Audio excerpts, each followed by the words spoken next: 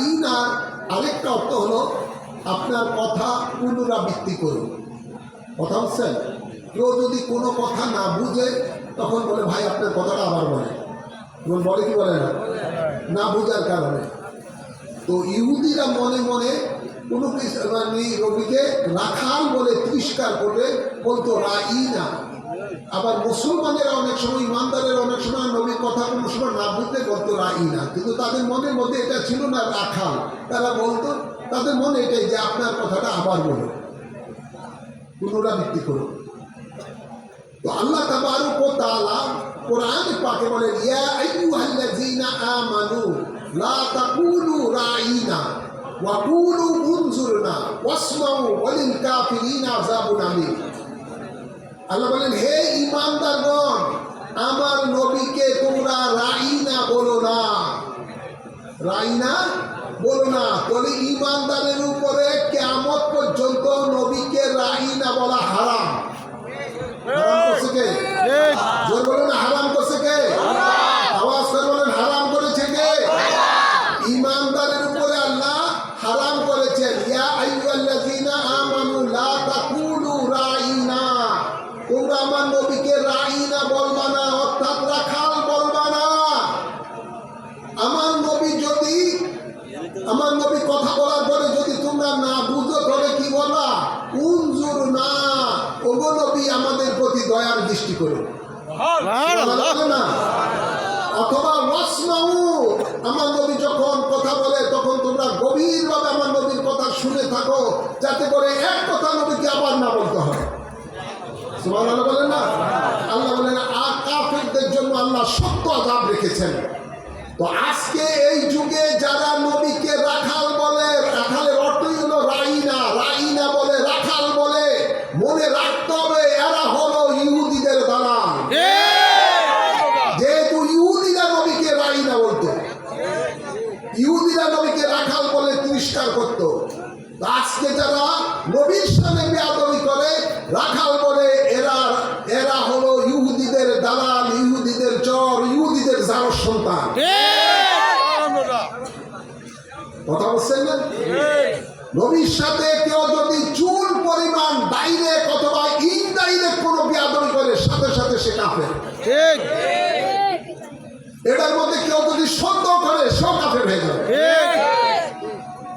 নবীর বেলায় কোনো ছাড় নাই, কোনো ছাড় নাই। এদিকে সবাই খেয়াল রাখতে হবে। কেউ যদি আকাশের উপরে উড়ে যায়, পানির উপরে দিয়ে হেঁটে যায়, আগুনের উপরে দিয়ে হেঁটে যায়, আপনাকে সুন্দর সুন্দর কথা বলে, আর যদি তার মধ্যে যদি জাগরা পরিমাণ নবীর সামনে বেয়াদবি দেখবেন, বলবেন এটাই হলো জিন্দা শয়তান। কথা বলছেন? বলো হুজুর এটা কি আপনার কথা না কোরআনের কথা? শুনেন, নবীর সাথে বেয়াদবি করলে কি হয় শুনেন। তবুকে যুদ্ধে নবী যাচ্ছিলেন, গরমকাল ছিল, নবীর সামনে পিছনে সাহাবায়ে কেরামেরা পিছন থেকে কয়েকজনে আলোচনা করতে লাগলেন যে নবী এত বিশাল কাফের বাহিনীর সাথে অল্প সংখ্যক মুসলমান বাহিনী নিয়ে কিভাবে জয়লাভ করবে, এটা কি সম্ভব? তারা নিজেরাই কথা বলে হাসতে লাগলেন। আল্লাহ নবীর কাছে যখন এই রিপোর্ট চলে আসলো, আল্লাহ নবী তাদেরকে ডাকলেন, কি আমাকে নিয়ে তোমরা ঠাট্টা করতেছো? তারা বলেন, ইয়া রাসূলুল্লাহ, আপনার সাথে বেয়াদবির উদ্দেশ্যে আমরা কথা বলি না, কথায় কথায় কথায় এসে গেছে, আপনি অল্প সংখ্যক মুসলমান নিয়ে বিশাল কাফের বাহিনীর সাথে কিভাবে আপনি জয় করবেন, যুদ্ধে জয়লাভ করবেন? তখনই আল্লাহ তাবারক ওয়া তাআলা আয়াতে কারিমা নাযিল করে দিলেন, কুল আবিল্লাহি ওয়া আয়াতিহি ওয়া রাসূলিহি কুনতুম তাস্তাহজিউন। আল্লাহ বলেন, বন্ধু আমার, আপনি তাদেরকে বলেন তারা কি আল্লাহর সাথে, আল্লাহর কোরআনের সাথে, আল্লাহ রাসূলের সাথে ঠাট্টা করতেছে? অথচ ঠাট্টা করেছে নবীর সাথে, ডাইরেক্ট নয়, ইনডাইরেক্ট নবীর কর্মের উপরে। আল্লাহ বলেন, আমার নবীর সাথে ঠাট্টা করা মানে আমি আল্লাহর সাথে ঠাট্টা করা, আমার নবীর সাথে ঠাট্টা করা মানে কোরআনের সাথে ঠাট্টা করা। আল্লাহ বলেন, লা তাতাসিরু, কোনো বাহানা চলবে না, কাফারতুম বাদা ঈমানিকুম, তোমরা কুফরি কলেমা বলেছো, আমার নবীর সাথে ঠাট্টা করা মানে কুফরি কলেমা। নবী আল্লাহ বলেন, তোমরা কুফরি কলেমা বলেছো ঈমানের পরে, আগে ছিল ঈমানদার, নবীর কর্মের সাথে ঠাট্টা করেছো, এটা হলো